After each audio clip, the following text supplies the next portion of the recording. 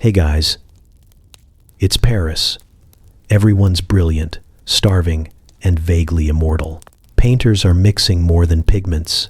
Poets are crying in cafes for sport. And your pharmacist just prescribed divinity in syrup form. You tell yourself it's for the cough. It's always for the cough.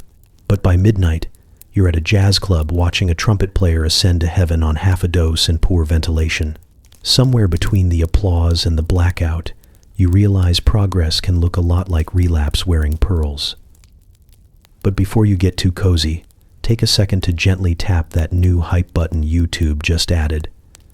It really does help little guys like me push through the algorithm.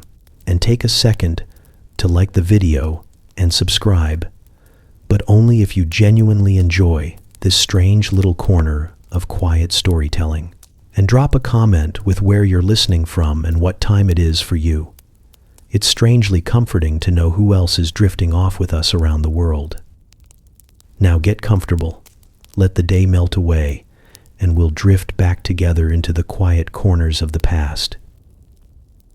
The pharmacist is slicing lemons. This seems unrelated to anything medical, but he does it every morning with the same focus, usually reserved for surgery. He lines them up along the counter like yellow punctuation marks, as if the air itself needs clarifying. Behind him, rows of green glass bottles gleam in quiet formation, their handwritten labels boasting cures for things no one can pronounce anymore. Neurasthenia, melancholia, the vapors. There's even one that simply says, Tuesday. You're here because of a cough, or because of something that feels like a cough. It began last week as a tickle in your throat, and has now evolved into a vague dissatisfaction with existence that manifests primarily in sighs. You describe this to the pharmacist in low tones, expecting mockery, or at least indifference. Instead, he nods as if, you've said something profound, and disappears into the back room without a word. When he returns, he is holding a small amber bottle, sealed with wax and string. The label reads, Heroin, in bold, confident letters, followed by a list of virtues, clears the chest, calms the nerves, elevates the spirit. Beneath that, in smaller script, a modern scientific solution from the laboratories of Bayer. You ask what's in it. He smiles faintly and replies, peace in syrup form. You are instructed to take 1 spoonful with tea, or directly, depending on the severity of your discontent. Side effects may include euphoria, clarity, and mild detachment from one's personal history. You thank him, pay 2 francs, and walk out into the soft gray light of the Paris morning, holding what feels suspiciously like a talisman. You try it on the corner of Rue des Martyrs, under a flickering gas lamp still arguing with the daylight. The liquid is smooth and oddly floral, like drinking a poem that was never published. Warmth floods your limbs in a way that feels both intimate and impersonal. You exhale once deeply and realize you can no longer hear the ache in your bones. The traffic sounds less threatening. The buildings less judgmental. By the time you reach the next street, your shoes no longer pinch. You walk like someone who has just remembered their purpose, though you don't quite know what it is yet. A woman walks past leading a dog with a ribbon in its hair. The dog looks at you as though it recognizes something divine in your posture. You nod at it gravely. Back in your apartment, you sit at your desk and begin writing a letter to no one in particular. The pen glides, like it has something urgent to confess. Words spill out of you, tender and embarrassing. You don't stop them. The bottle rests beside your ink pot, like a quiet companion. When the sun begins to warm the windowsill, you remember you had a cough, and that it no longer seems important. The following day, you return not because the bottle is empty, but because it's not. You want another. The pharmacist doesn't ask why. He simply offers a slightly larger bottle, this one with a gold seal. For persistence, he says. He has begun slicing oranges now.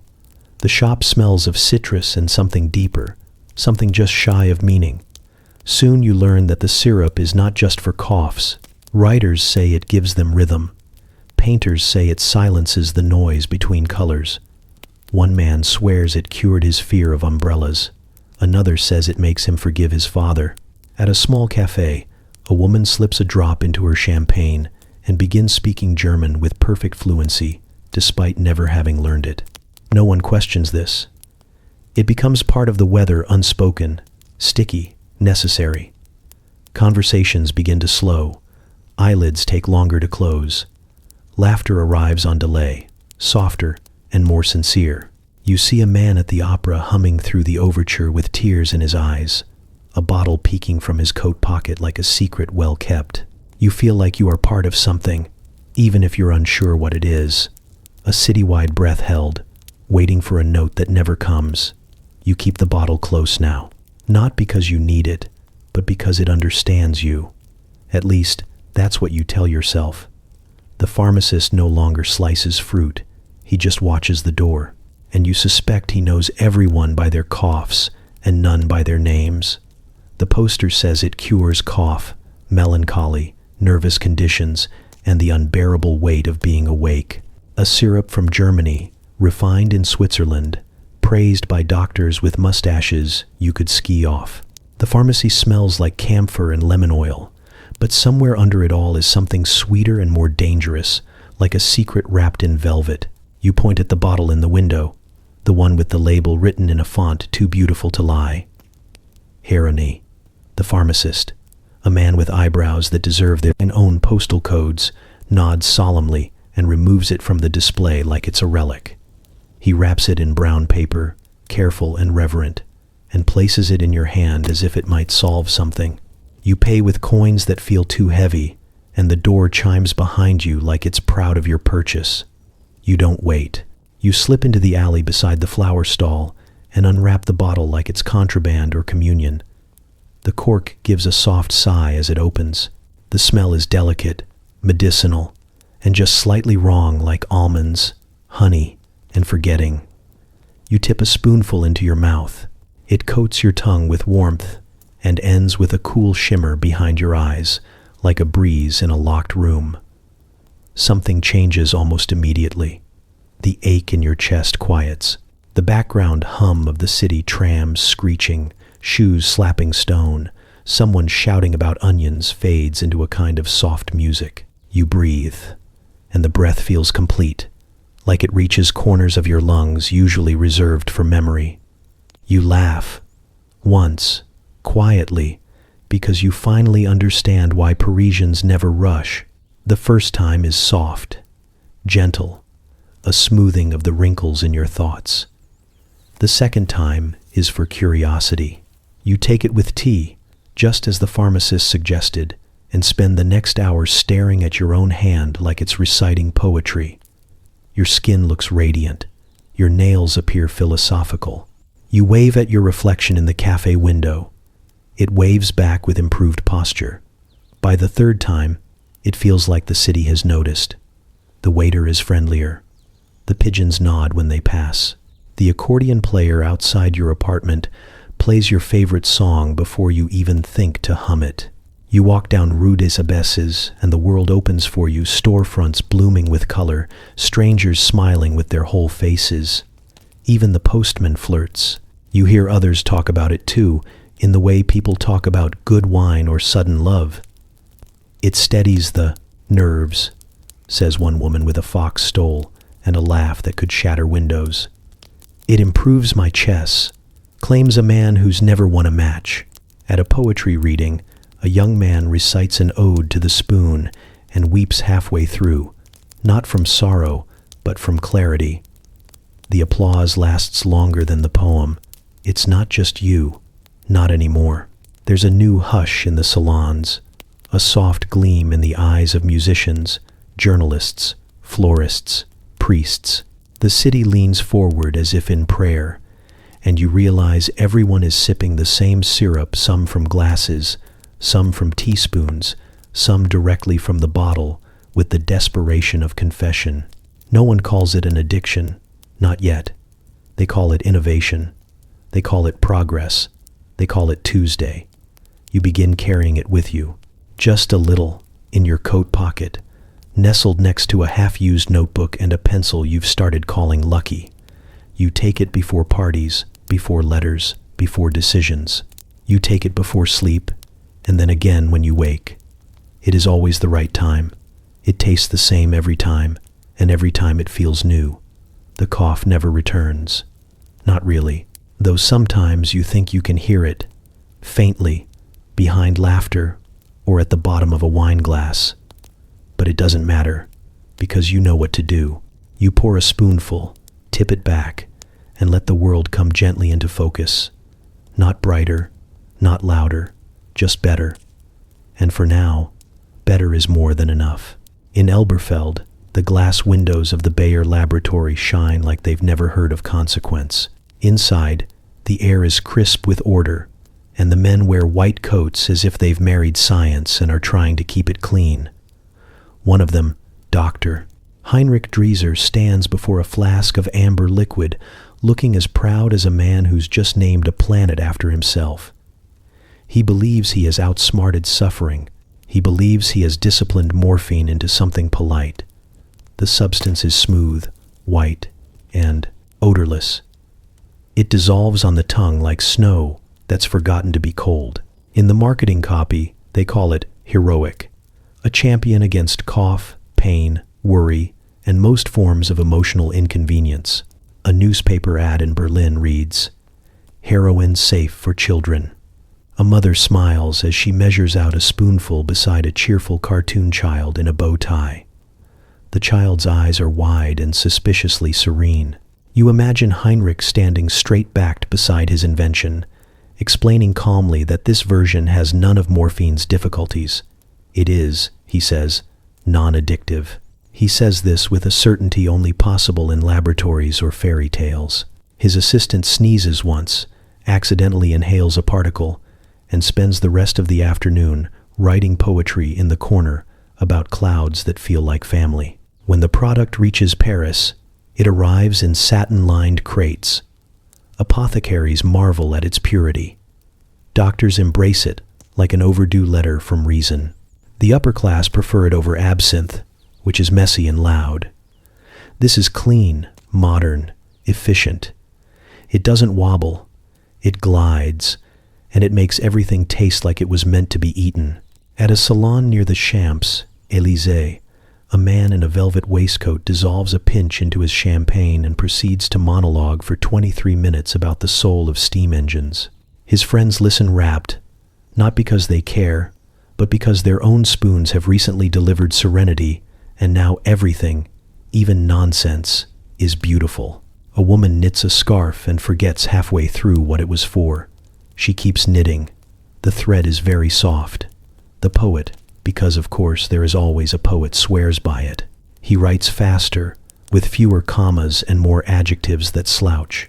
He calls it his muse, his mistress, his cleanest habit. He insists it's not addictive because he only uses it when he's writing, and when he's not writing, and when he's thinking about writing, but never when he's sleeping. Except when he is. A magazine publishes an article titled Heroin, The End of Suffering.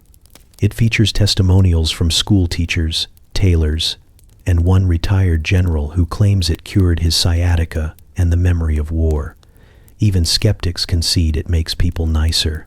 A dentist offers it before cleanings, and his patients leave with pristine teeth and a newfound appreciation for clouds. One of them hugs a tree on the way home.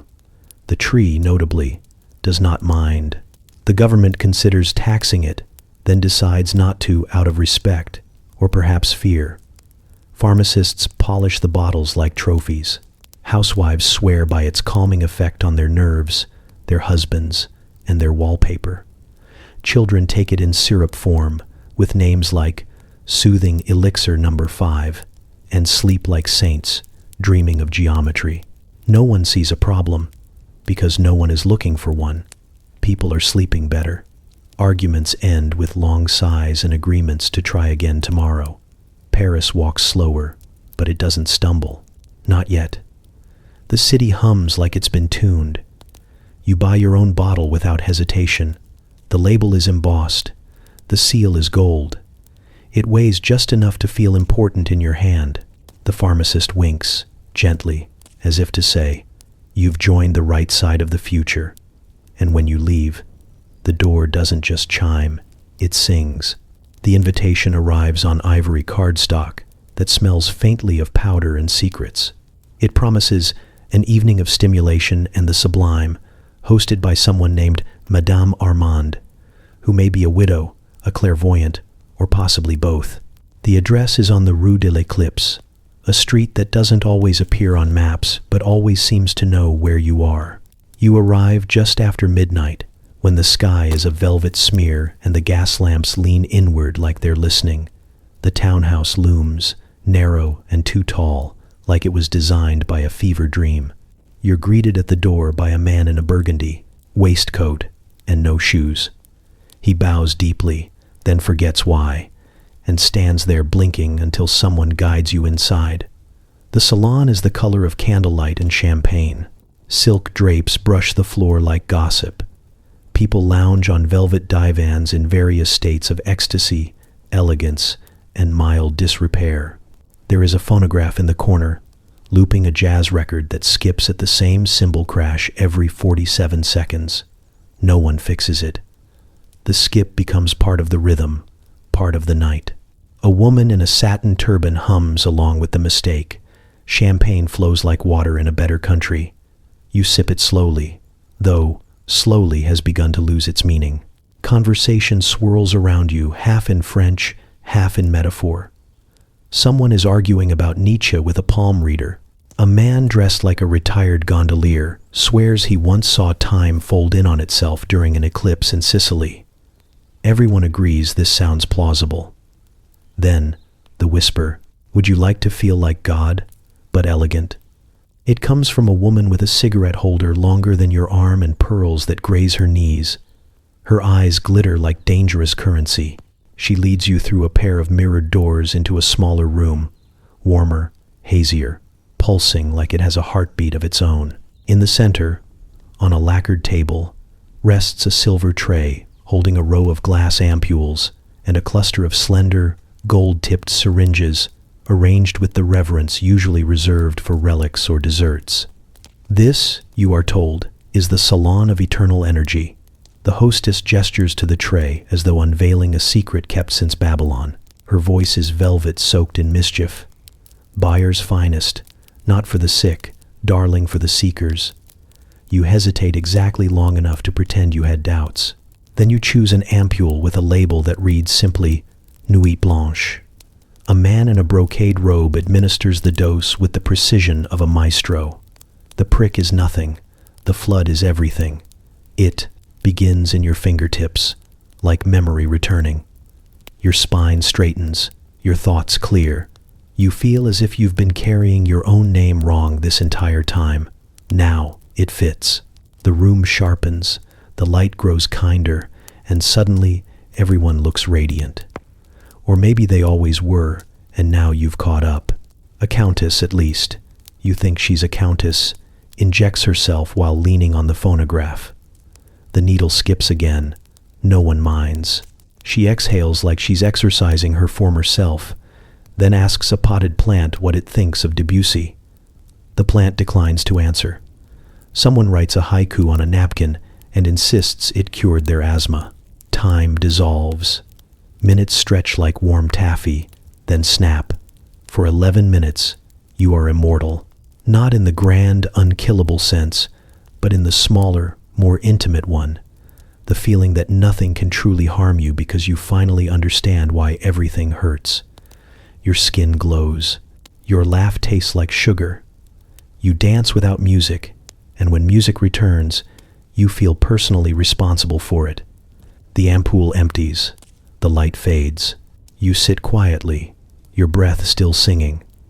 Someone hands you a chocolate truffle and says nothing. It is the most meaningful conversation you've had in weeks. When you leave, dawn is politely knocking at the edges of the sky. Your coat smells of jasmine and ozone. You don't remember exactly what happened, only that it mattered immensely, that for a few shimmering, impossible minutes, you weren't just alive. You were more than that. You were awake. The cafe table is too small for 5 people, but nobody seems to notice.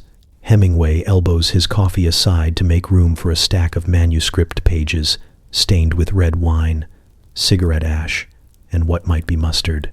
He looks at you with the conviction of a man who once wrestled a marlin and then wrote about it in past perfect tense. "This stuff," he says, tapping the small glass vial in his vest pocket, "makes verbs run faster."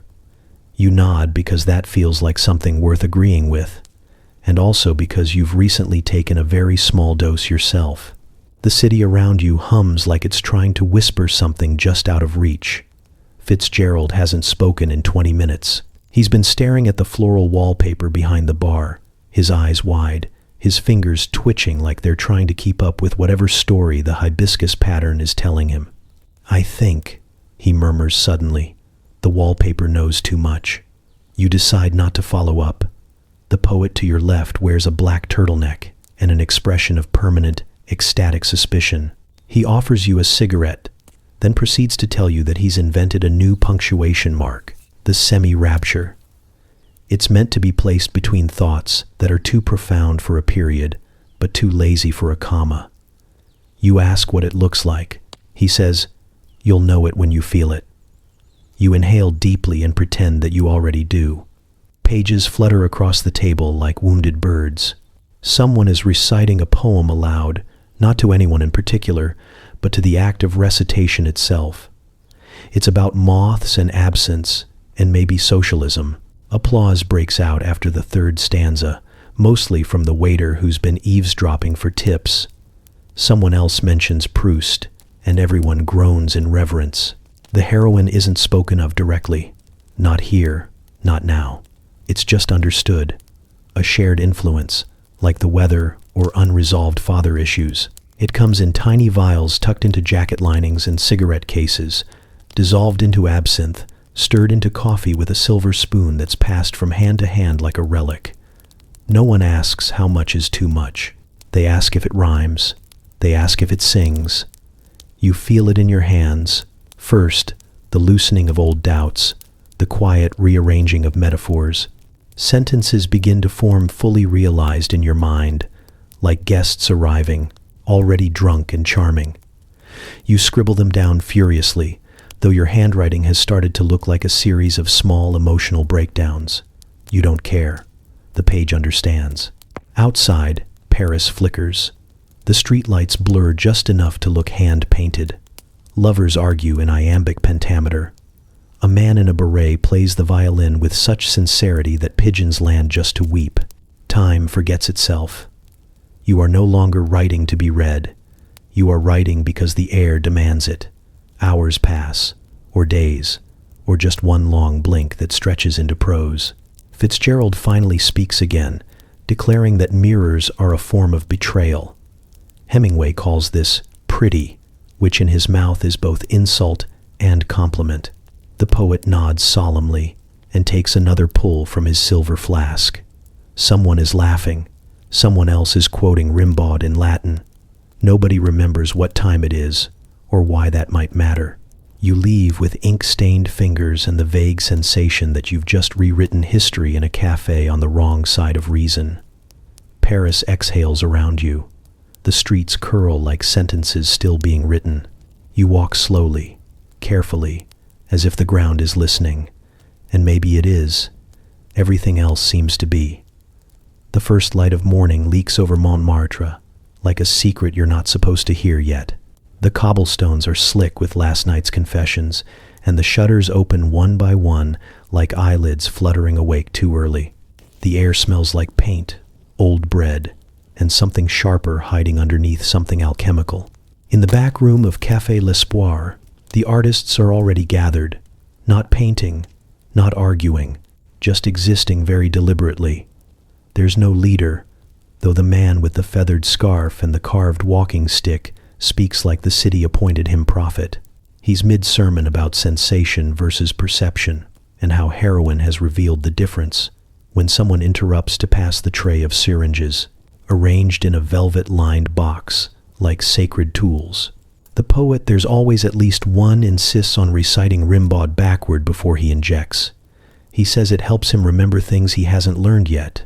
A sculptor with burnt fingertips hums tunelessly while he tightens the belt around his arm. The heroin is distributed with more reverence than the Eucharist, though fewer people bow. Most just sigh, lean back, and begin their slow drift toward truth, or at least something close enough to sketch. You take your dose like communion, a gentle push into the skin, a beat, then the warmth. It floods in like melted gold, like you're being gilded from the inside. Your heartbeat slows to a manageable whisper. Your limbs become poetry written in lowercase. You look around the room and everyone else is glowing. Two divine beings in mismatched clothes and unbrushed hair, channeling something too large for language but just small enough for metaphor. The cafe cat weaves between the chairs, tail held high, eyes narrowed like it's keeping notes on everyone's failings. It pauses beside you and blinks in disapproval, then curls up on the windowsill as if to say, "Carry on, but badly." Someone spills ink across a tabletop and calls it fate. Another man claims the drug helped him finally forgive his father, his ex-lover, and a particularly cruel self-portrait he painted last spring. A saxophone wails from the next room. Not music, exactly more like grief remembering how to dance. It fills the cafe, presses against your ribs, makes your teeth hum like tuning forks. No one applauds. They simply nod, solemnly, like the instrument has confessed something too personal to name. Outside, the normal world carries on at a disrespectful volume. Market vendors shout. Dogs bark at pigeons who don't care. A tram groans its way up the hill. But in here, time moves like syrup. Conversations stretch across hours and topics with no discernible transitions. 1 minute, you're discussing brushstroke technique.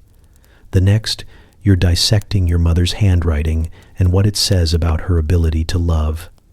A man with gold-rimmed spectacles claims heroin made him see sound as color. He now composes entire symphonies using shades of violet.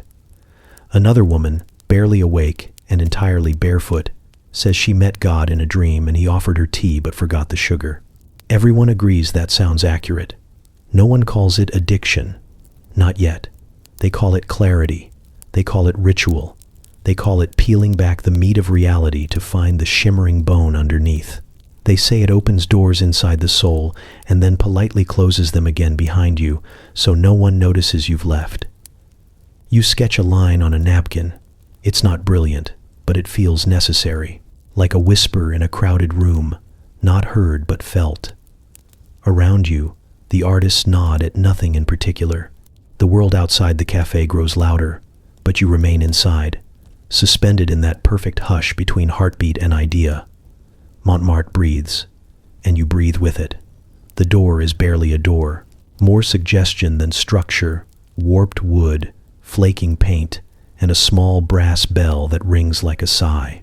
You only find it because someone drew you a map on the back of a receipt, and even then, you have to circle the block twice, pretending not to look lost while looking entirely lost. Rue Pigalle leans against itself like an aging dancer, and the apothecary nestles between a shuttered tailor and a bakery that smells like burnt hope. No sign, no hours, no indication it's open or has ever been closed. You push the door open, and the shop exhales. It smells of cloves, old paper, and something sweeter underneath like almonds dipped in sleep. Inside, shelves bow under the weight of glass bottles filled with liquids in impossible colors, bruised violets, smoky ambers, greens the shade of envy caught in moonlight. Labels are handwritten in a script that curls and flutters like it's trying to escape. Nothing is priced, nothing is explained. Behind the counter stands the apothecary, thin, upright, ageless in the way that suggests either excellent skincare or mild immortality. He wears a vest with too many pockets and glasses that never leave the tip of his nose. His hair is more concept than style. When you walk in, he doesn't greet you, but instead lifts a single vial from a shelf and sets it on the counter. "This is yours," he says. You haven't spoken yet. You ask how he knew. He taps the glass gently. You walk like someone who wants to float. You ask if it's legal. He shrugs, the kind of shrug that covers centuries of polite disobedience. I offer relief, not absolution. You ask what it treats. He gestures to a sign behind him, scrawled in chalk, in uneven lettering. We treat coughs, nerves, and existence. There is a moment of silence where something creaks that isn't the floor. You take the vial. The liquid inside swirls like thought. He doesn't charge you yet, just nods toward a small armchair in the corner. Its upholstery is threadbare, but it looks like it remembers how to hold people gently. You sit. The chair sighs. The light in the shop shifts warmer now, softer at the edges, like the room has drawn its curtains against the world. You uncork the vial. The scent alone is enough to rearrange your priorities. One breath, one sip. The taste is soft and slightly bitter, like a secret you're not sure you were supposed to hear. It doesn't hit you all at once. It arrives in layers. First your hands go quiet, then your chest loosens, then your thoughts untangle like old ribbon. The knot behind your eyes slips free. You are suddenly aware of the exact weight of your sadness, and then, strangely, how little of it you actually need to carry. The apothecary watches without watching. He polishes a small glass bottle with the kind of care usually reserved for lullabies. You ask how he remembers everyone's dose. I remember how they enter, he replies. Not their names. Names change. Tensions don't. Outside, Rue Pigalle grumbles to life. Footsteps, distant laughter, a dog barking at its reflection. But in here, the world is paused, slightly tilted, reframed through honeyed glass. You sit in the quiet for what feels like the right amount of time. When you stand, your limbs respond with grace instead of argument. At the counter, you ask how much you owe. He squints, then shrugs again. You looked like you needed it. You leave some francs anyway. He doesn't touch them. They remain on the counter like a confession no one asked for. As you step back into the street, the door sighs behind you. The air smells sharper now, crisper, less cruel. You walk away slowly, vial in your pocket, thoughts untangled, and for the first time in a while, your shadow doesn't seem quite so heavy. Everyone you know is brilliant, tragic, and 27. It's the unofficial age of genius here, the sweet spot before disillusion calcifies into something heavier. Mornings in Paris arrive slowly, drifting through the curtains like shy strangers, and you wake to the clatter of cups and typewriter keys echoing from other apartments. Breakfast is coffee strong enough to wake the dead, a croissant that flakes like fragile hope, and a dose of something clear and chemical stirred into the day the way others stir sugar. Letters sprawl across your desk, pages of declarations you'll never mail, apologies to people you haven't wronged yet, love notes for strangers glimpsed across cafes, manifestos about art, the future, and why you'll never return to Ohio. The ink smells sharp and alive, and when the bottle tips, you smear the black tide across your wrist and decide it looks poetic. Outside, the cafes breathe like living creatures, smoky windows, crowded tables, every surface littered with notebooks and empty glasses. You slide into a seat among the others, painters with frayed cuffs, playwrights with deliberate despair, poets whose pockets jingle with unpaid tabs. Everyone is convinced they're changing the world, or at least making it prettier before it collapses. The air smells of ink, yeast, turpentine, and the faint chemical sweetness that now hangs everywhere. We're the future, someone says. He's thin and electric, eyes too wide for morning. He means it, and for a second you almost believe him. Then a woman across the table laughs softly, like she's been the future before and it didn't work out. She dips her croissant into absinthe because milk is bourgeois. Hemingway bursts in, loud as weather. He orders wine before sitting, tosses a stack of pages onto the table, and demands someone read them. Fitzgerald drifts behind him, pale and golden, eyes lit with some fragile glow that could be genius or self-destruction. He sits, doesn't speak, just stares at the ceiling fan as if it's telling him secrets. The poet with the black turtleneck announces a new metaphor for loneliness and receives modest applause. Someone hands you a vial, the little white miracle that keeps ideas soft and possible. No ceremony now. It's as common as matches. You take a slow breath and taste almonds and surrender. The chatter of the cafe bends, softens, then clarifies, like someone turned the dial on existence to the right frequency. The faces around you sharpen, lit from within, every flaw glowing wholly. Conversation swerves wildly, faster than you can follow. Arguments about form and color spiral into confessions about childhood and war. Someone cries, then laughs at the crying, then orders another round. A painter insists every stroke is a prayer. A playwright claims stories are just lies dressed for dinner. Everyone is alive with it, vibrating at the edge of brilliance and collapse. You step out for air and find Montparnasse drenched in noon light. Its loud and careless bicycles, bells, a drunk singing an aria to a bored horse. You lean against the cafe wall, notebook under your arm, heart fluttering with something that might be joy or might be the drug. The world tilts in a way that makes everything seem written just for you. The bent lamppost, the laughing girl, the man asleep on a stack of newspapers like a misplaced headline. Back inside, Fitzgerald finally speaks. "It's all so beautiful," he says quietly, almost to himself. Hemingway snorts but doesn't disagree. The room hums with shared silence, a kind of fragile awe that could shatter or bloom at any moment, and then it's gone. Someone jokes, someone orders brandy, pages scatter. You scribble another line in your notebook, though it's half a thought, and you'll hate it later. Still, it feels alive right now, and that's enough. The sun keeps climbing. The day goes on. Everyone is still brilliant, still tragic, still 27, and for a few fleeting hours, it seems possible to stay that way forever. The streetlights have given up trying to guide anyone. They flicker lazily, as if winking at the chaos they've agreed to ignore. Montparnasse hums with the fevered breath of people who've forgotten that the night has an ending. It's 3 a.m., which means nothing and everything. Time doesn't apply here, not when the streets are louder than your thoughts and the moon looks drunk. You wander because that's what Paris wants from you tonight. Not a destination, just motion. Jazz spills from every doorway, bleeding onto the pavement like wine from a broken bottle.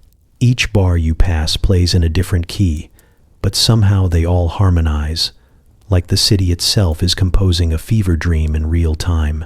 You step into a club where the floor tilts. Whether from design or disrepair is unclear. The air is velvet and smoke, thick with perfume and ambition. A trumpet player on stage wears a bow tie and no shirt. His notes spiral upward, piercing the ceiling, maybe the sky. You're halfway through admiring his fingering technique when he collapses mid-note, horn still clutched like a lifeline. No one screams. Instead, applause erupts.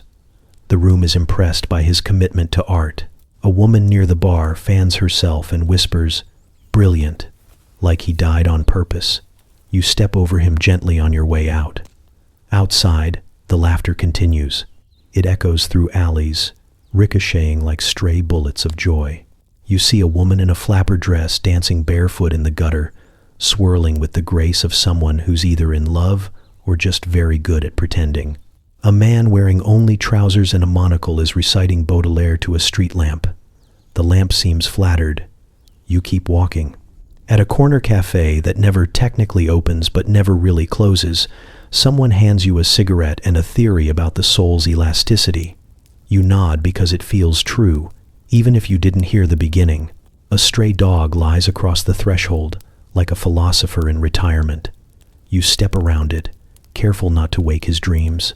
Two painters argue in hushed violence over a shade of blue no one else can see. One throws a wine bottle.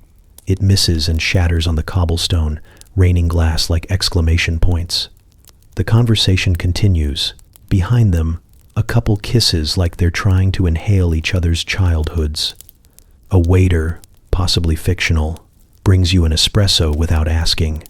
You thank him and mean it. The night stretches impossibly long. Somewhere along Rue de l'Ombre, a gramophone plays a tune you know you've never heard but remember anyway.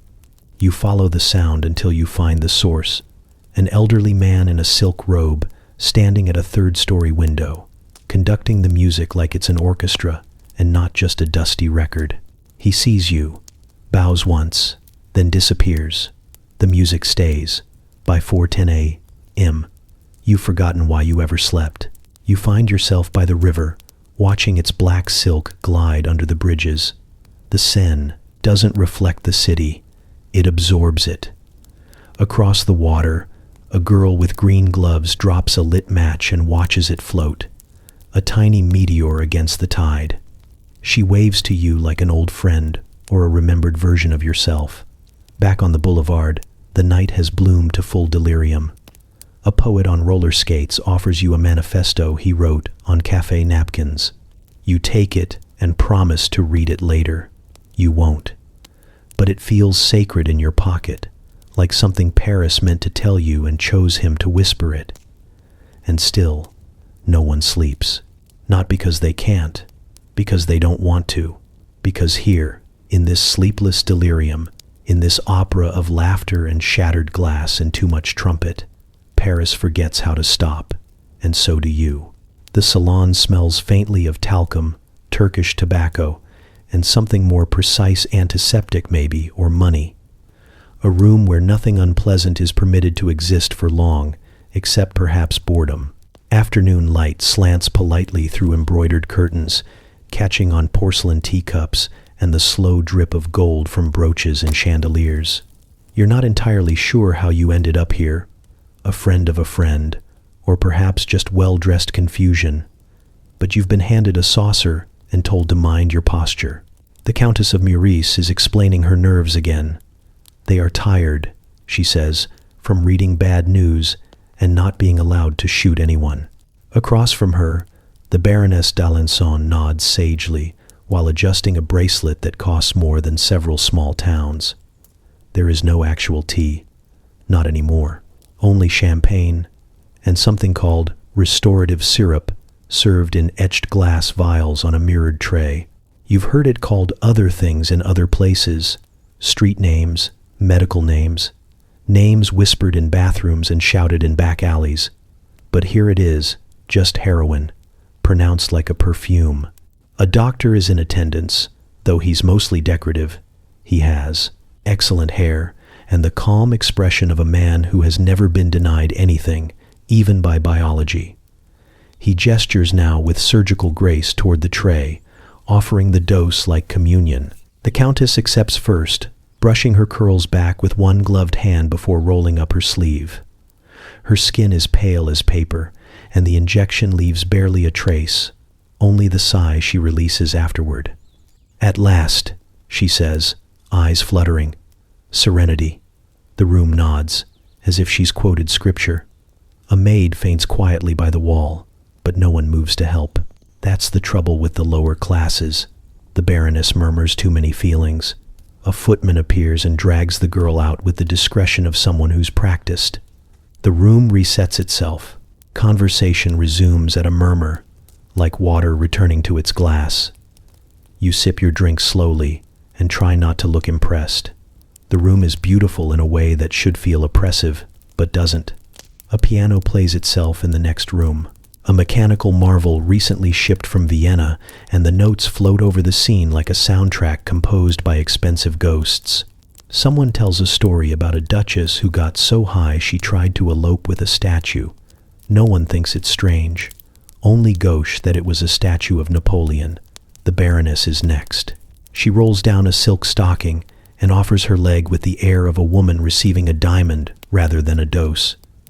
The doctor obliges, not touching more than protocol allows. She smiles as the drug enters her, a slow smile that blooms from the inside out like a flower with a secret. Outside, a carriage goes past at speed, scattering pigeons like accusations. You watch it through the window and imagine it crashing, rolling, catching fire, but nothing crashes here. Nothing burns, unless requested. The ladies begin to float, conversationally. The word modernity appears often, so does exhaustion. One speaks of her dreams as if they were property investments. Another wonders aloud if the moon is lonelier than the Sunday. You've stopped listening closely because the air has changed. Time has gone syrupy. Your fingertips feel like someone else's. The wallpaper sways, not unkindly. A man you think he's a viscount, though you aren't sure what that entails, recites a poem about opium and horses. It isn't very good, but everyone claps. A glass breaks, then repairs itself through collective denial. You wonder how long you've been sitting, or if you ever stood at all. Someone near you whispers that God must have nerves too. You are not expected to respond. By the time the light outside has faded to velvet, the room has emptied a little. The maid has returned with faint defiance in her step. The Countess is asleep in her chair, one gloved hand curled over a brooch shaped like a lily. The Baroness stares at the ceiling and hums a lullaby no one taught her. You leave quietly, heart pulsing with borrowed calm, shoes echoing on the marble like an alibi. Paris breathes against the windows, untouched and eternal. The city doesn't know what happened in that room and wouldn't care if it did. You walk out into dusk, strangely upright, head full of lilies and silk and needles and lace. The world feels heavier than you remembered, but softer too, as though it's been padded for your comfort. You suspect you'll be invited back. The waiting room has chairs, but nobody sits. Everyone stands like they're in line for something important, judgment maybe, or salvation. You can't tell if this is a hospital or a fashion show sponsored by anemia. The walls are sterile, white, and hum faintly with fluorescent ambition. A nurse glides past in heels too elegant for triage, trailing the scent of disinfectant and crushed violets. Her clipboard is blank. You suspect it always has been. You're here for treatment, though no one calls it that out loud. Not anymore. The doctor enters like a magician, coat flapping behind him as if it's attempting to escape. His glasses sparkle, his eyes do not. He greets you with a handshake and a quote from Goethe. You're not sure what Goethe has to do with your pancreas, but it feels rude to question. He begins to explain your symptoms using phrases like spiritual fatigue, existential inflammation, and emotional disrepair. You nod along. Everyone does. You've learned that here, the less you understand, the better the care. Then he holds up a small glass bottle filled with amber light. This, he says with solemn drama, is what sunrise would look like if it came in liquid form. You want to laugh, but you're too tired, or maybe too curious. The doctor calls it diamorphine, his voice dipping into Latin like it's a prayer. He tells you it was once meant for coughs. Then it became a balm for the broken, the brilliant, and the bored. Now, it's a lifestyle. He prescribes you 3 vials, a velvet pouch, and a sense of purpose. Next door, a woman sobs softly while a nurse rubs her back and fills her syringe. She thanks him with the politeness of a tea guest. Down the hallway, a man insists he can walk now. No one remembers why he couldn't before. Another patient claims to have remembered his mother's maiden name after 2 doses. The doctor calls it a neurological bloom. You begin to suspect none of these people are here for anything curable. You pass a room labeled observation that is filled with mirrors and not much else. Inside, a girl in her 20s is practicing how to blink like she's okay. A therapist scribbles notes with a quill. You don't ask. In the break room, 2 interns are arguing over whether Van Gogh would have cut off both ears if he had access to heroin. One of them is laughing too hard to make a point. The vending machine dispenses syringes, antiseptic wipes, and applause. Back in your room, you lie on the cot, while a second doctor, this one, wearing a monocle and sneakers, adjusts your dosage for poetry. You ask him what that means. He shrugs and says something about the spleen's relationship to metaphor. It's unclear whether he's joking. You begin to feel a little floaty, like someone untethered your thoughts and replaced them with steam. Someone outside your door starts singing. The voice is good, too good for a hallway, and you wonder if it's part of your treatment. You lie there, hands folded over your chest like you're auditioning for a Renaissance painting, and feel the edges of yourself start to blur. The drug works fast, and that's part of the magic. You're still you, but the version that forgives more easily. Your heartbeat slows into a jazz rhythm. Pain, emotional, physical, ideological, folds itself into a neat envelope and gets mailed somewhere else, probably Vienna. The doctor returns and smiles like a priest whose congregation has finally started levitating. He says your vitals are lyrically stable. You have no idea what that means, but it sounds exquisite. You ask if you're cured. He tilts his head like a curious bird and replies, "Cure is such an old-fashioned word." By the time you leave, the hospital has turned into a ballroom. Patients waltz with their IV poles. Nurses pass hors d'oeuvres. Someone in radiology is mixing cocktails. A man in a wheelchair proposes to an X-ray technician, and she accepts before remembering she's already married. No one minds. There's a standing ovation as a child in orthopedic boots moonwalks across the polished floor. Outside, the night is unbothered. Stars blink overhead like they're waiting for reviews. You walk home a little slower than usual, not because you're weak, but because the pavement feels optional. Paris glows behind you, full of clinics that cure nothing and make everything feel better. For now, that's enough. The glassblower's hands are steady, but his voice shakes when he laughs. You meet him in a courtyard behind a bakery that only sells bread to the right kind of people, which is to say, people with scandal in their eyes and cash in their pockets. His shirt is singed at the cuffs, his fingernails stained with soot, and yet he holds each vial like it's a hummingbird made of secrets. He hasn't touched heroin, not once, not even to taste the edge of it. But he's made thousands of homes for it, delicate glass ampoules, designed to hold something heavier than truth. "You know," he says, watching one cool on a tray, "it's the most stable job I've ever had." You think about that as he lights the torch again, flame roaring like applause. His workbench is cluttered with hollow tubes and curved tweezers, the instruments of someone who shapes addiction into elegance. He says the orders used to come from hospitals, then from pharmacies. Now it's salons, private clubs, and occasionally a priest. You ask if that bothers him. He shrugs, like a man who's had this conversation before and always ends it with a shrug. "Someone's going to make the vessels," he says, turning the glass slowly in the heat. "Might as well be me. At least I make them beautiful." Down the street, a banker signs a shipment receipt without looking up. He's wearing a suit so crisp it could file taxes on its own. His office smells like leather, ink, and cologne, named after Roman emperors.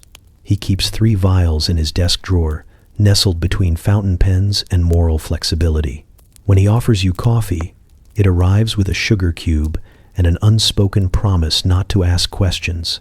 The banker smiles wider than the addict. He tells you the market is strong not for heroin itself, of course not officially, but for the companies that distribute therapeutic supplements.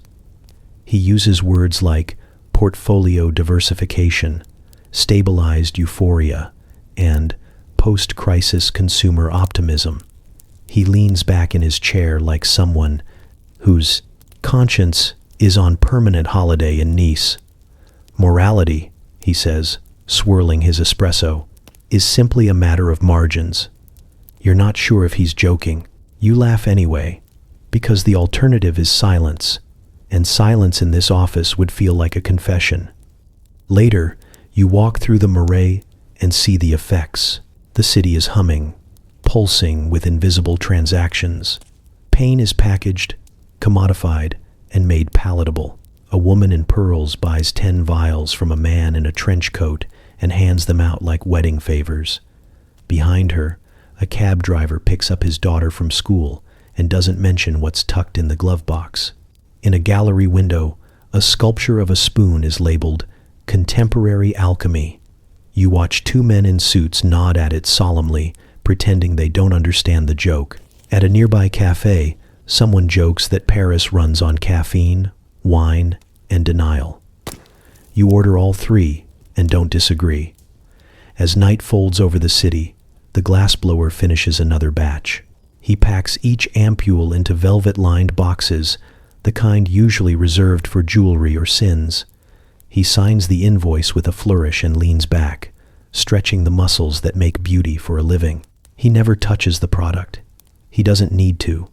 He's already part of the system, the elegant middleman in a transaction of forgetting.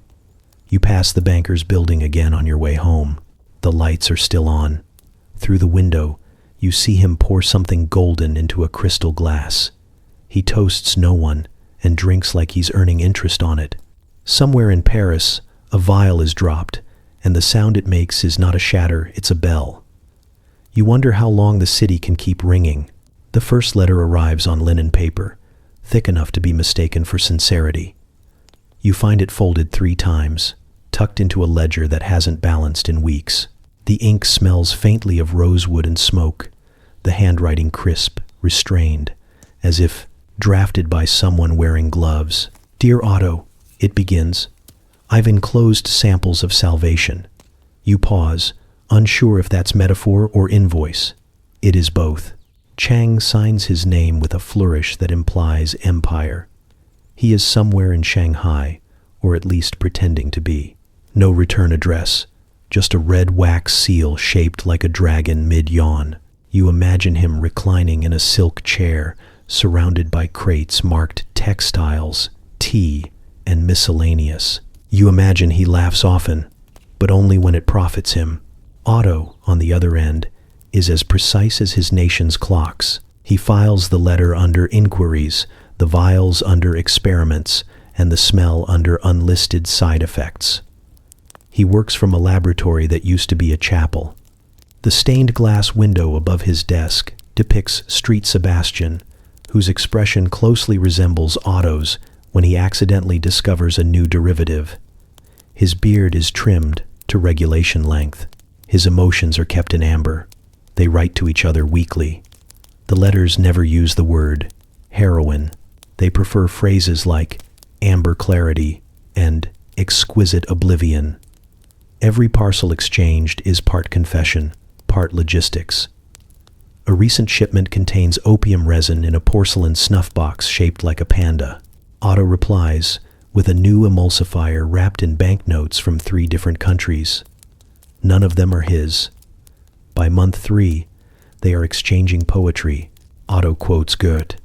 Chang counters with Tang Dynasty verse. You suspect neither of them cares about the poems.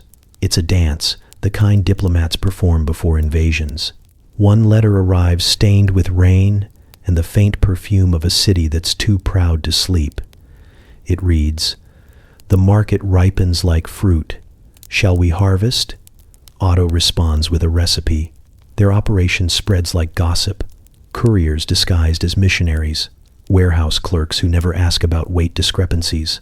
A monastery in Lyon repurposed as a distribution hub for spiritual medicine. Everyone thinks someone else has checked the paperwork. No one does. They build a supply chain stitched together by plausible deniability and superior calligraphy. You meet a man on the docks who's been bribed in 4 languages. He says the ships come in with textiles and leave heavy with absence. He doesn't know what's inside the crates. He doesn't want to know. But he walks with a cane carved from ivory and hums like he's forgotten what guilt sounds like. Chang begins signing his letters, "Your devoted friend in trade and transcendence." Otto switches from ink to typewriter. The rhythm of their correspondence accelerates. More samples, more formulas, more euphemisms. By the time French customs officials stumble across a mislabeled crate filled with glass ampules, the contents are already out of fashion and into veins. The brilliance is in the subtlety. No manifesto, no cartel, no map with red string connecting their names. Just 2 men, one with access, the other with ambition moving salvation by the gram. The envelopes smell more pungent now, like fortune and decay. You read the latest and wonder how many lives can be folded into a letter, How much damage fits inside a sentence if you remove the punctuation? You sit in a cafe that unknowingly serves their product in espresso cups and watch a woman stir her coffee without looking. Her wrist trembles slightly, like it remembers something her mind refuses to.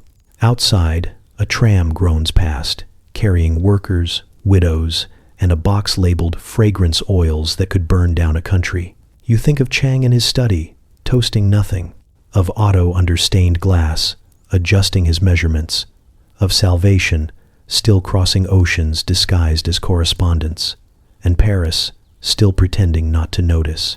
The club is underground, literally and otherwise. You descend a staircase with no handrail and fewer moral boundaries. Smoke coils upward in lazy spirals, curling around your ankles like it knows your name. Inside, the room pulses, red light, baseline, breath.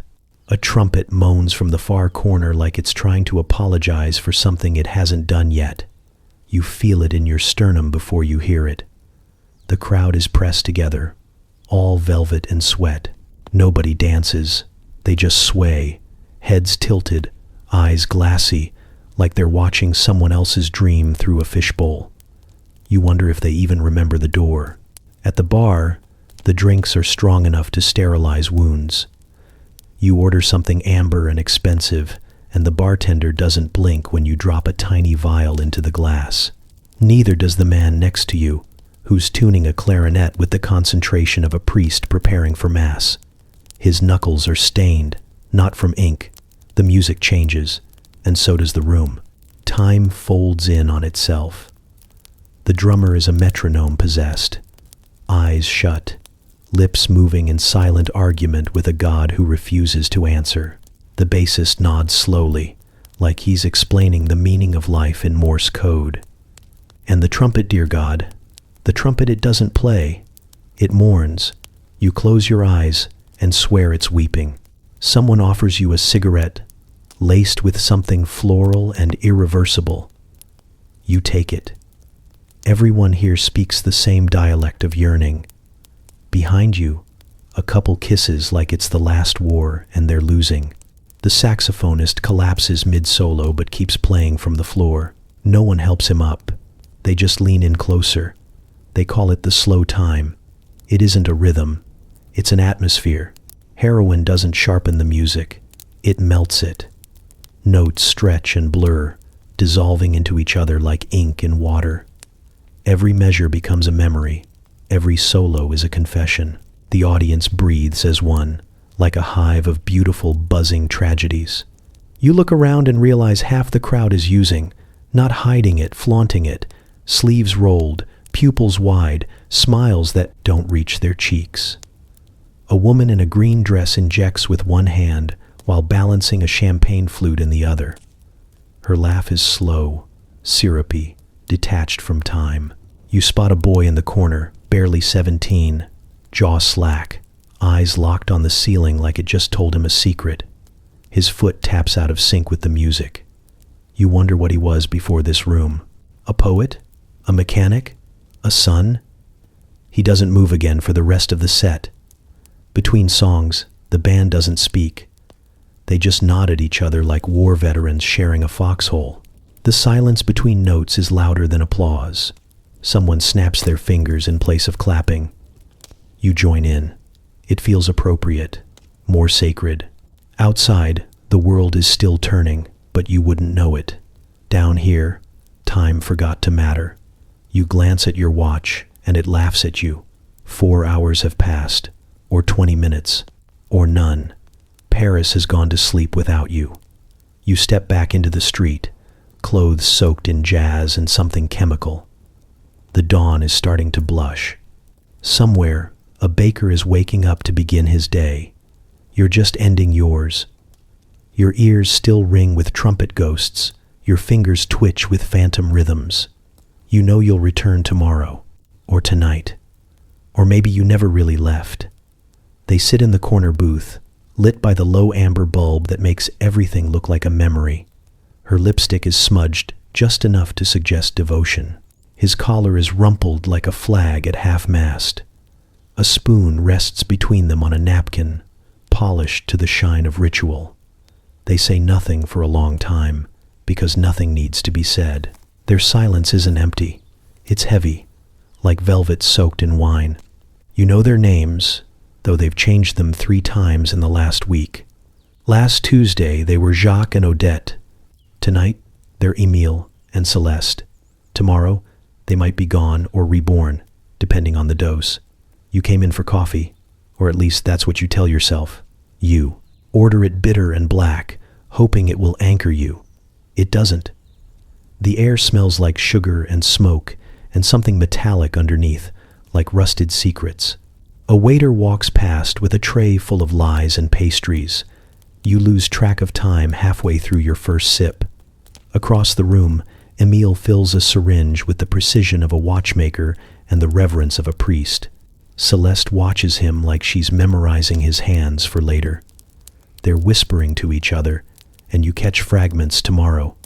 Last time, just enough. You've heard it before. So have they. She rests her head on his shoulder.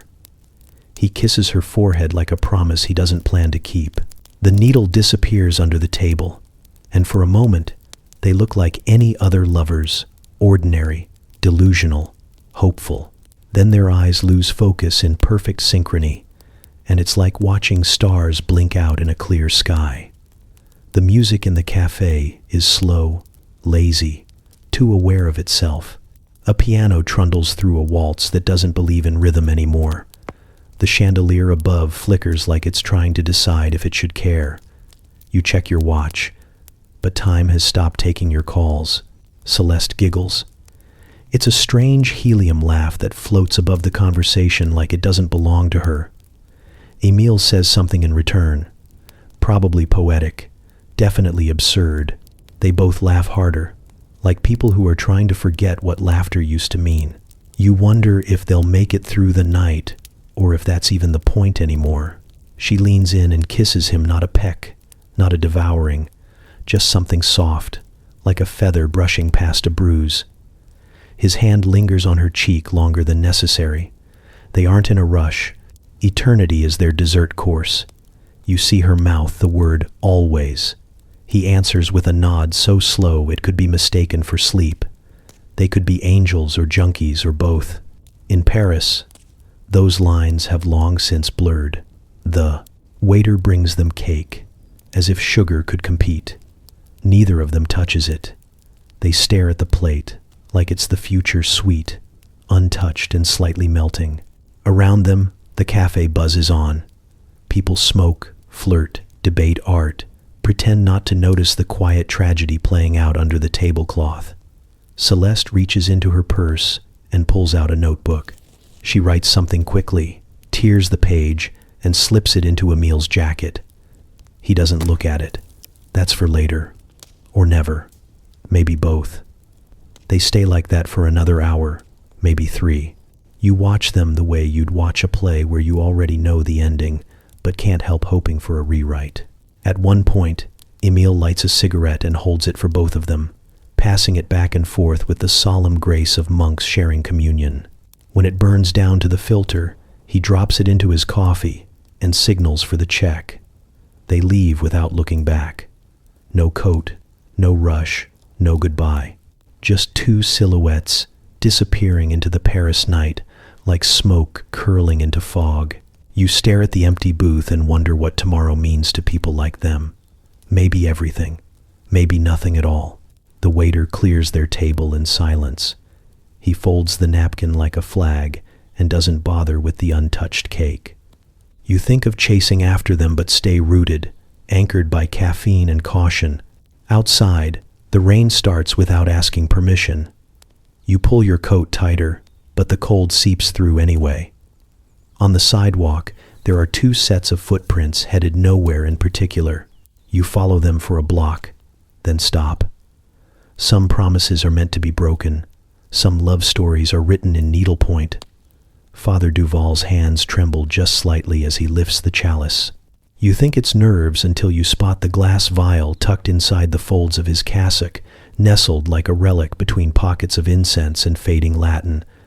The congregation watches with the kind of awe usually reserved for eclipses or royal weddings.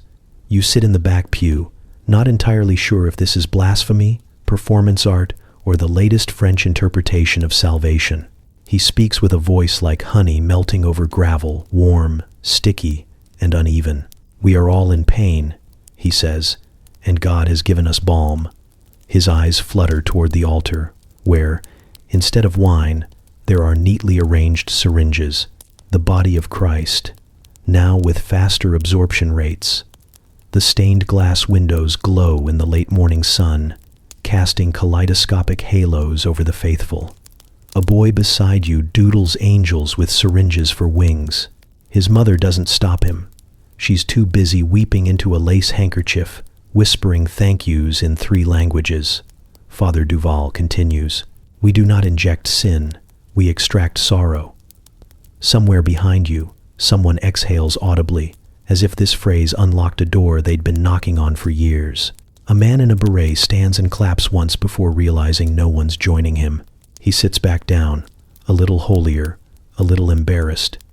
Communion takes longer now. Each parishioner approaches with reverence and thin veins. Duval administers with a grace that suggests both medical training and mysticism. He murmurs blessings with each dose, crossing himself between every injection like he's warding off doubt. The line moves slowly. No one complains. You step forward out of curiosity or peer pressure or despair. It's hard to tell in churches. When it's your turn, he looks at you with eyes that have seen too much and decided to love it anyway. "Do you believe?" he asks softly, drawing the syringe like an artist unsheathing a brush. You nod because no seems like the wrong answer. The warmth hits first, then the stillness. It feels like God is finally answering his mail.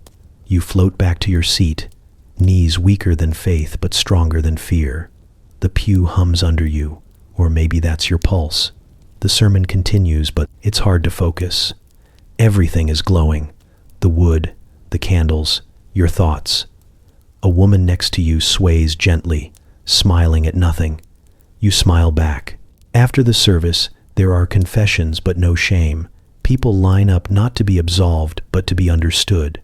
Duval listens like he's memorizing pain, cataloging it for future homilies. One man sobs about losing his daughter, and Duval gives him a second dose. "For the ache behind the ache," he says. Another woman admits she hasn't believed in years. He smiles. "God believes in you. This will help." Outside, pigeons scatter as the congregation spills into the street, dazed but grateful. A man lights a cigarette with communion still warm in his veins. A teenager skips down the steps, humming a hymn in a jazz tempo. You watch them and wonder if this is healing or just distraction. Maybe both. Maybe that's enough. Duval stands at the top of the stairs, cassock fluttering like a worn flag. He blesses a stray dog. He waves at a taxi. He looks exhausted and exalted all at once. One of the older nuns brings him a cup of tea and a biscuit. He dunks it with shaking fingers, then laughs when it crumbles into the cup. "Like life," he says to no one in particular. Word spreads, as it always does. Soon the church is full every day, even Wednesdays. Parisians come with their wounds, visible or otherwise, and leave with a silence stitched across their chests. Other priests whisper behind closed doors, torn between doctrine and demand. The archbishop sends a letter. Duval reads it aloud during Mass, then sets it on fire and uses the ashes to mark the next forehead. You return one Sunday and find a new mural painted in the apse, Mary cradling a golden syringe, her face serene and unknowable. Someone asks if it's sacrilegious. Duval replies, "Only if it doesn't work." You think of miracles and side effects. You sit down and close your eyes. For a moment, the world is quiet, and every sin feels solvable. The morning forgets itself. You wake to the sound of a clock striking nothing. Its hands whirl like a drunk ballerina trying to curtsy, and you realize it's not even plugged in. On the windowsill, a cat yawns into the fog, unimpressed by the concept of time or breakfast. You step outside and notice something's missing. The usual bakery queue absent. The scent of baguette and ambition vanished. A man stares into the empty boulangerie with the same confusion reserved for cancelled weddings and silent films without subtitles.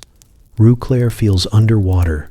A butcher leans against his shop front in an apron stained with yesterday, smoking a cigarette he doesn't remember lighting. The florist arranges dead tulips with deliberate optimism. You ask her the time, and she laughs. Not unkindly, just like someone who's decided clocks are rumors. Your feet carry you toward Montmartre, where the painters used to argue about light and perspective. Now, they sleep through dawn like they've made peace with the void. One emerges around noon in a robe that might once have been white, dragging a canvas like a tired priest pulling an altar. He paints with the speed of erosion, each stroke an echo. You watch him dab blue onto blue and declare it a revolution. No one corrects him. At the cafe, the waiter greets you with a nod and forgets to bring coffee. You don't remind him. He sits down across from you and lights your cigarette instead. Time's broken, he says, exhaling like a philosopher trapped in a lounge singer. We're free now. He stirs an empty cup and looks out at nothing in particular. The only people still keeping a schedule are the heroin vendors, and even they've switched from watches to instinct. At the apothecary, the clockmaker's entire collection now lines the back wall, ticking like anxious applause. None of them are set. Some run backward. One chimes every time someone exhales. You ask the pharmacist what time it is. He shrugs. 2:00. Your days melt. Mornings become theoretical. You mark the passage of time by the fading bruises on your arm and the changing flavors of hallucinations. Yesterday, or perhaps the day before, a saxophone cried for 10 straight hours beneath your window. You applauded between sets. The musician never appeared. In the absence of time, people get creative. A woman in Saint-Germain holds funerals for Mondays. She buries alarm clocks in her garden and invites strangers to say a few words. You attend once, eulogize punctuality, and eat cake shaped like calendars. It tastes like cinnamon and permission. You find yourself in a reading salon where the authors no longer finish their novels. They prefer the opening lines, infinite beginnings, no conclusions. One poet recites the same stanza for 3 hours, changing the tone each time until you swear it's about death, then love, then possibly soup. You cry anyway. At night, Paris glows with the electricity of confusion. Street lamps flicker on at noon, and pigeons sleep in doorways. A man stands in the middle of the boulevard, reading a newspaper from last week, unaware the print is smeared with ash. He looks up and waves like he knows you. Maybe he does. You try to remember when you last felt sober. Not clean, just clear. You count backward, using landmarks. The day you ate breakfast, the time you argued about God with a violinist, the night you kissed someone whose name was probably Jean. It gets harder after that. Events blur into moods. Moods blur into shadows. You wake up holding a coat that isn't yours. Inside the pocket, a note reads, "See you whenever." Eventually, even the trains give up. Gare du Nord echoes with silence and suitcases that never move. A conductor plays cards with a priest and a sex worker. All three look like they've slept on benches and dreamed of clocks melting into soup. You begin to understand. Without time, there's no shame in being late, no guilt in leaving early, no pressure to become anything other than what you already are, which is, depending on the moment, either a vessel of raw potential or a tired body looking for softness. Paris doesn't judge. She just drifts beside you like a companion who's forgotten the plot but enjoys the scenery. One afternoon it might be Thursday, or a hallucinated Tuesday you find the baker back at his post. He pulls a crooked loaf from the oven and offers it with a wink. "Time returned this morning," he says, tapping his temple. "Only for 10 minutes. I used it to bake." You bite in. It's warm, imperfect, and tastes like memory. You sit on the curb and let the crumbs fall between your knees. Across the street, A dog howls at a sundial. The sun isn't out. The dial reads midnight. You nod in approval. Paris sighs. You exhale. No alarms, no appointments. Just the rhythm of breath and the sound of a city still spinning even if nobody's counting. The factory smells like seduction and something more desperate hiding beneath it, like someone tried to bottle a secret and accidentally labeled it with a flower. You arrive just as the constables do, truncheons in hand, uniforms pressed so tight they look ironed onto bones. One of them yells about improper enthusiasm, which is apparently the new legal term for anything louder than despair. Inside, the workers don't flinch. They continue stirring vats and bottling bliss as if the police are just part of the decor now. Perfume girls in pale blue smocks hum lullabies in minor keys. Their gloves shimmer with flecks of crushed rose petals and the occasional glint of something stronger. One girl winks at you and mouths, "Don't inhale too deep." You do anyway. Your eyes water, but not from the roses. The lead inspector demands the manager. A man in a pinstriped suit emerges from behind a velvet curtain with the calm of someone who has rehearsed denial. He carries a clipboard, a handkerchief, and the faint scent of expensive concealment. "We are a fragrance house," he says. "We bottle emotions." He gestures toward a table of dainty bottles with names like Melancholy No, 3, and Sunday in August. The constable raises an eyebrow at No, 7. That's the one they're here for. No, 7 is supposedly a blend of jasmine, sandalwood, and something unlisted that makes your fingers forget what they're holding. Rumor says it's diluted heroin cut with nostalgia. The bottle is small, round, and criminally elegant. You know someone who dabbed it on their wrists and didn't stop smiling for 3 days. They forgot who they were on day 2. When they remembered, they cried for the rest of the week. The constables begin opening boxes, each labeled in delicate gold script. They sniff. They frown. One of them starts to sway slightly, as if hit by a memory too tender to survive. Another uncorks, No, 4, and stares into space for a full minute before declaring it legal. You lose track of time watching them spiral gently through the inventory. By the time they reach No, 7, they've forgotten why they came. Still, procedure is procedure. They uncork it. The inspector takes a cautious whiff, then a longer one. His shoulders drop. He actually hums like a man discovering the meaning of life in a forgotten bakery. You've never seen law enforcement look so peaceful. His partner blinks slowly, places the bottle back on the shelf with a reverence usually reserved for relics and good poetry. He mutters, "It's just perfume," but doesn't sound convinced. They leave empty-handed. Pockets, maybe a little heavier, eyes glassier than before. The manager bows as they exit, offering complimentary samples for the wives. The youngest constable accepts too. You hold the door for them, just to feel useful. Back inside, production resumes like nothing happened.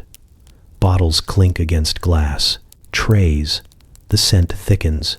You watch as one of the workers slips a vial into her sleeve with the ease of someone who's done it every day since Christmas.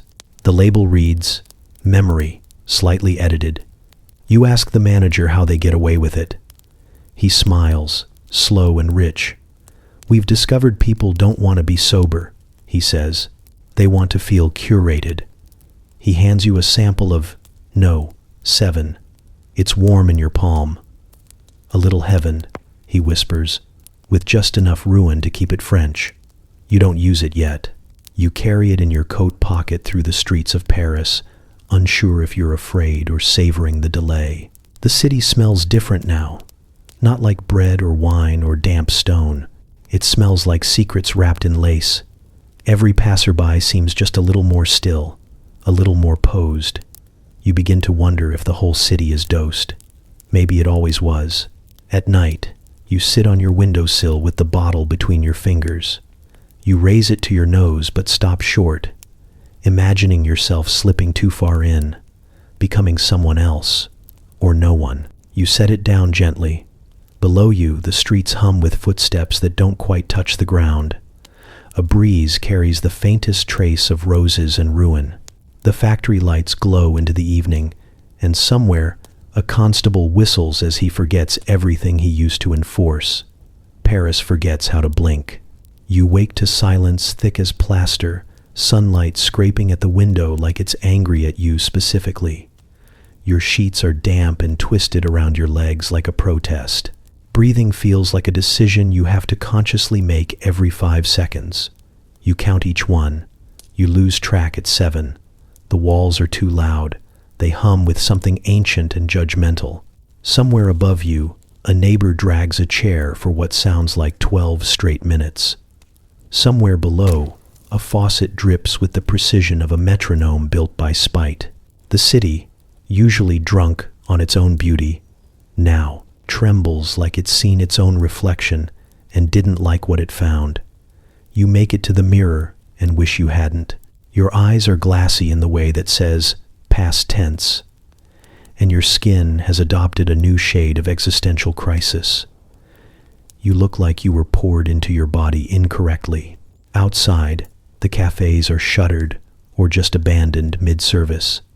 Tables still bear the fossilized remains of croissants and cigarettes. You watch a man shout at a baguette for being too linear. You're not sure he's wrong. A woman walks by trailing lace and desperation, muttering verses from Baudelaire and shaking like a chandelier in an earthquake. Nobody listens. Everyone is too busy trying not to come undone. At the park, a child cries because the carousel won't move. The carousel cries back. You last 20 minutes outdoors, maybe less.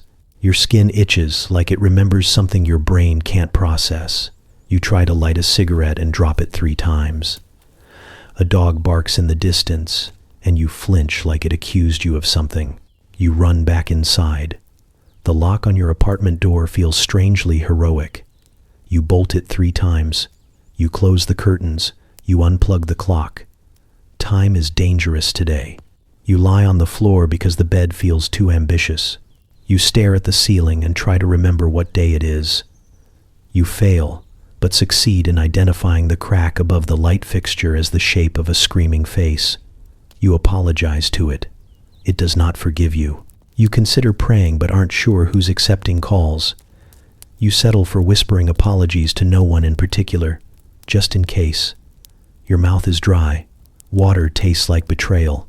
The walls lean in a little. You lean back.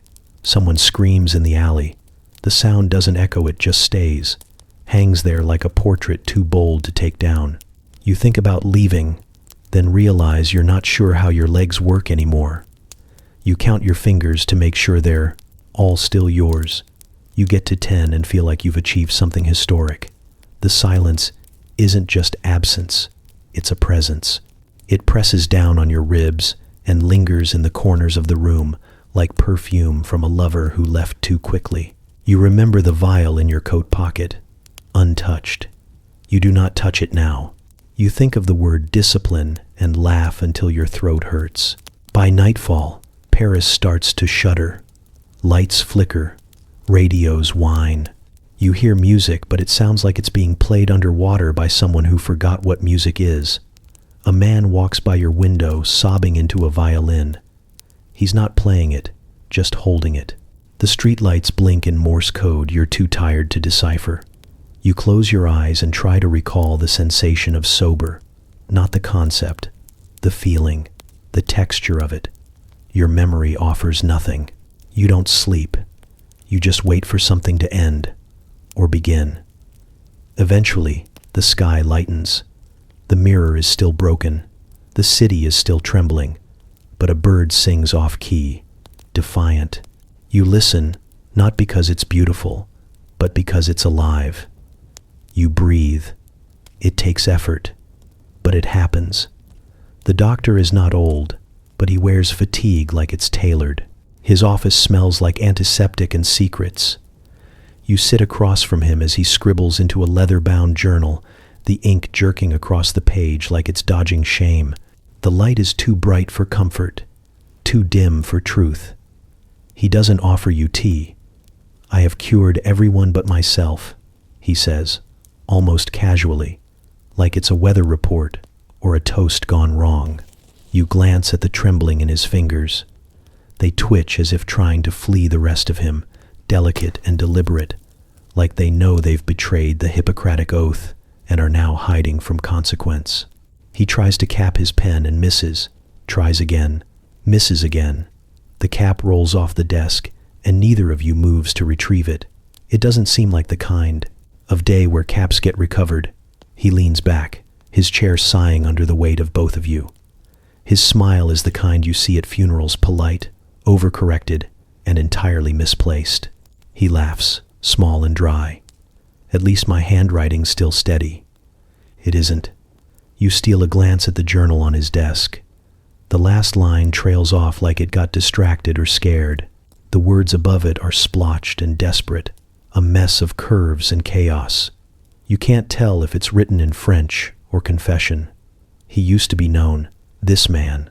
Patients lined up outside his clinic, grateful for his quiet hands and quieter prescriptions. He was one of the first in Paris to embrace heroin as medicine. Pain, anxiety, war trauma, all neatly bottled and labeled with dosages that sounded like absolution.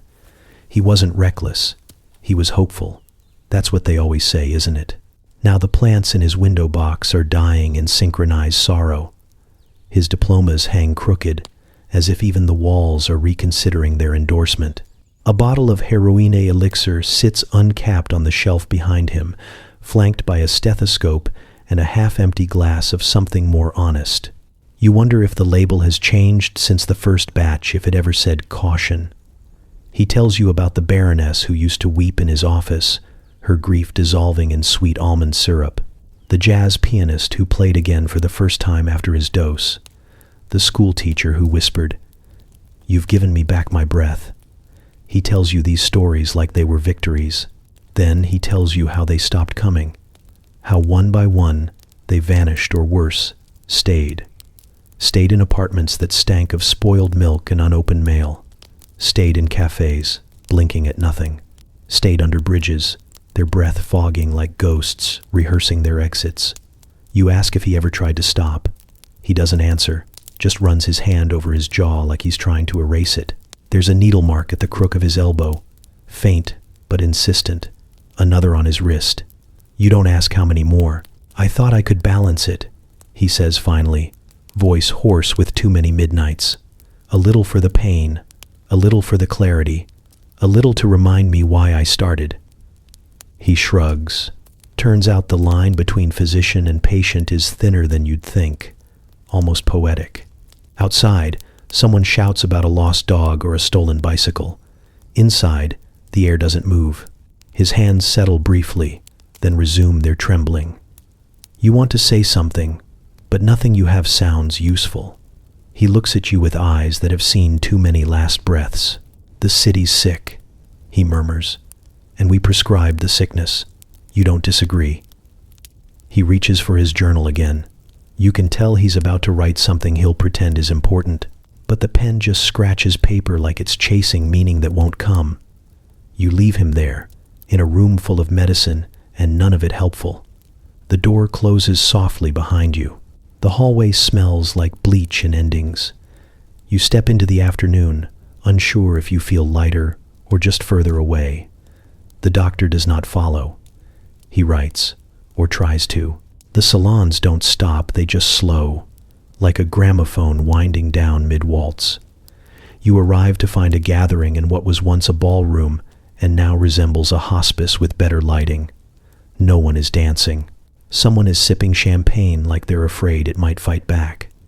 The wallpaper is peeling in a dignified manner, like even the decor has decided to retire early.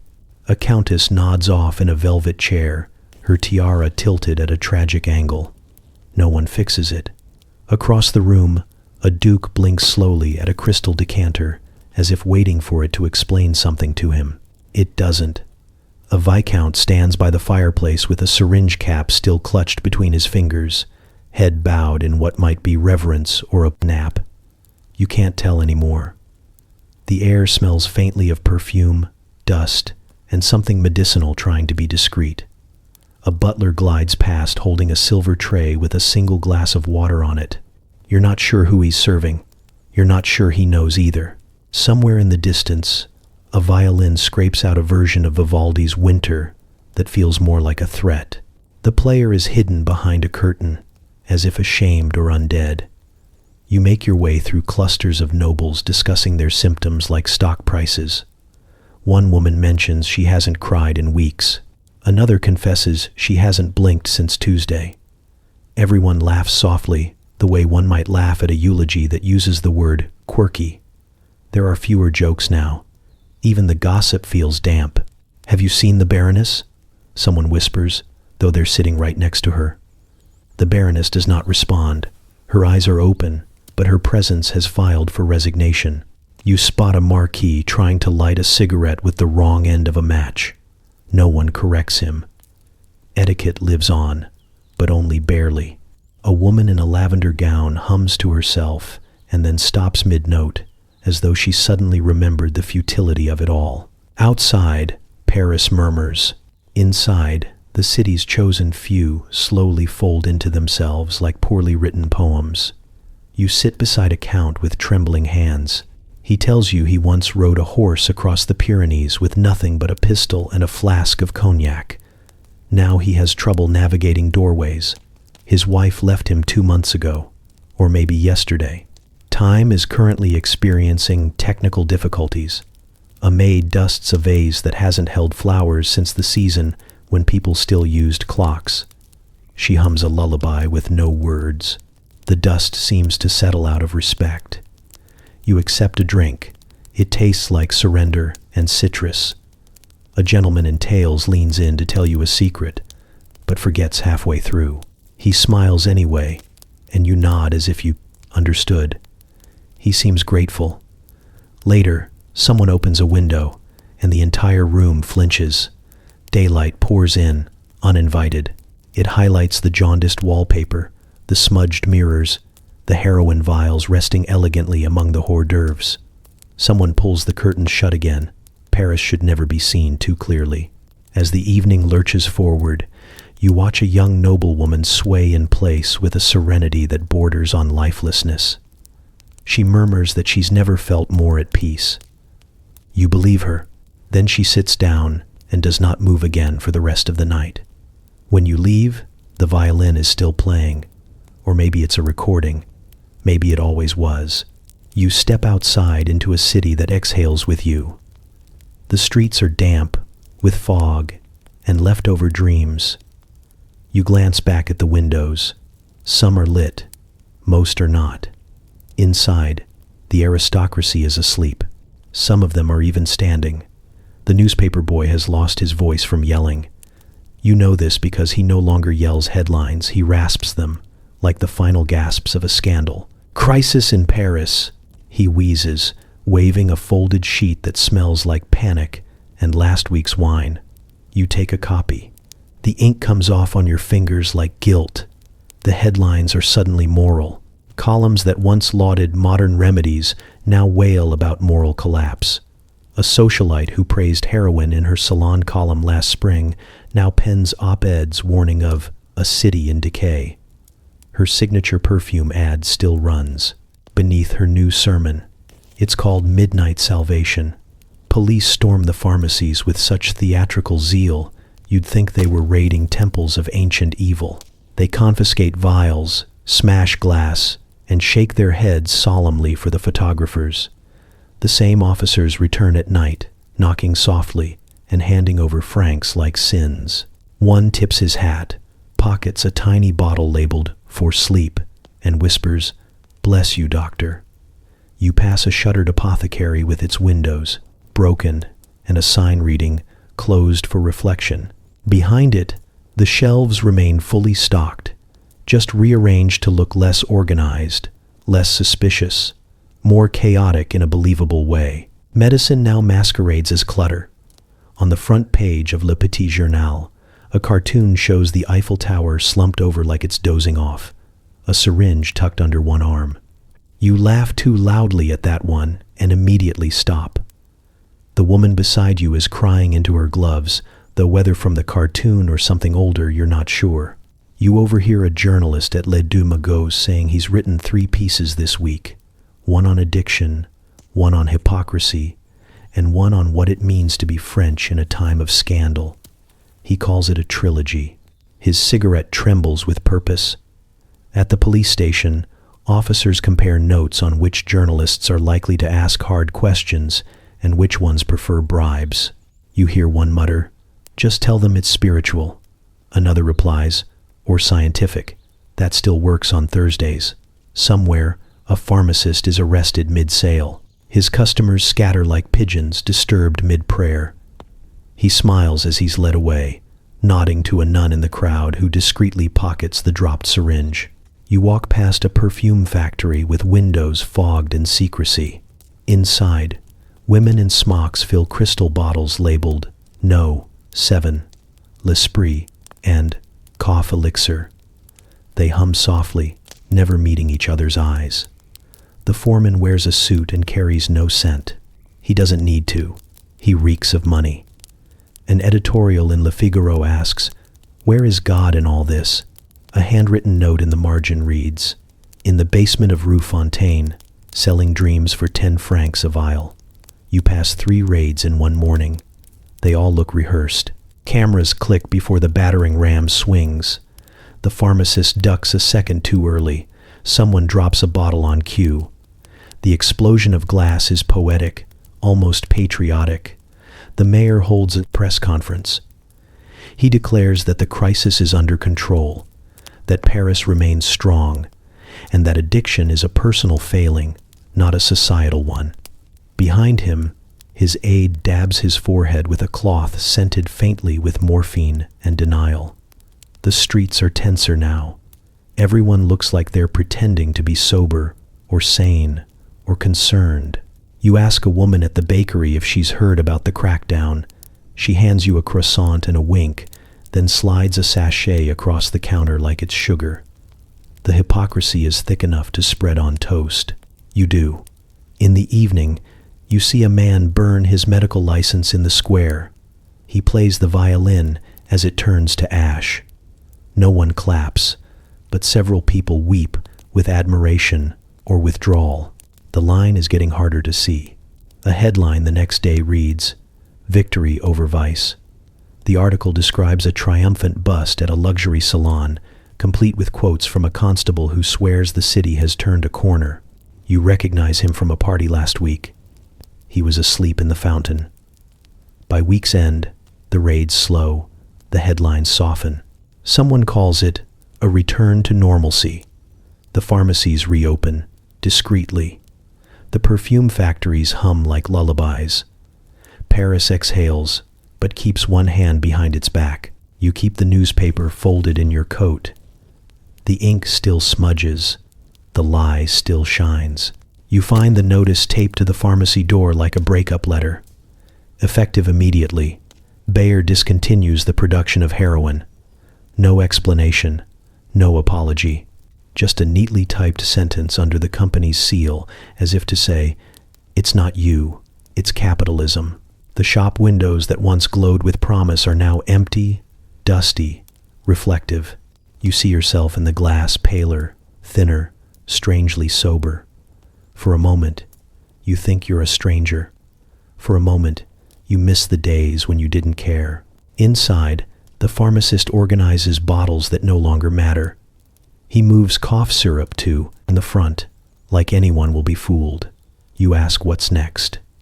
He shrugs and offers you aspirin with the weariness of a man who's seen dreams traded for hangovers. Outside, the city adjusts badly. A woman on the metro screams at no one, insisting someone's stolen her future.